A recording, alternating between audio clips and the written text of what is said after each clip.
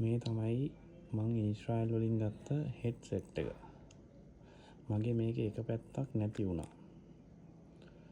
ඊට පස්සේ අපි බලමු මේක ඇතුලේ මොනවද තියෙන්නේ කියලා. මම මේක මගේ අතින් කැඩුනා. අපි බලමු මේක ඇතුලේ මොනවද තියෙන්නේ කියලා. මේක පැත්තක් කැඩිලා තියෙන එක පැත්තක් නෑ. හෙඩ්සෙට් එක හොඳයි. අපි බලමු මේක ඕපන් කරලා මොනවද තියෙන්නේ කියලා.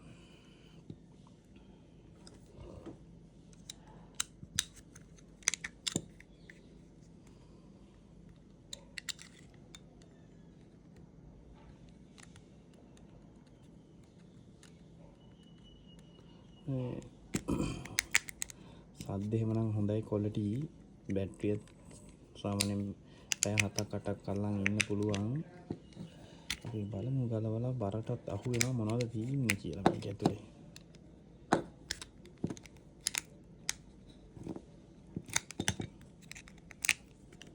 අම්මට සිරි වෙනවා මේ යකඩ කෑලි. ඕව තමයි තියෙන්නේ මේක ඇතුලේ. බරට අහු වෙන්නේ චයිනීස් බඩුවල බරට අහු වෙන්නේ ඕව තමයි. බලමුකෝ. යකඩ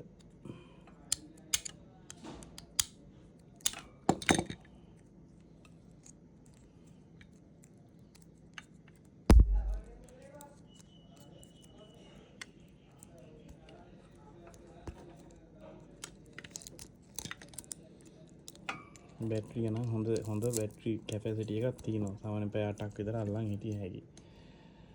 මේ මම ඉතින් කියන්නේ බරට අහු වෙන්න එපා.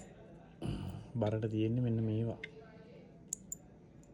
යකඩ කෑලි දෙකක් තමයි. සද්දේ හොඳයි. ක්වොලිටි ඔන්න කතන්දරේ. එහෙනම් අපි අලුත් වීඩියෝ එකකින් හම්බ වෙමු.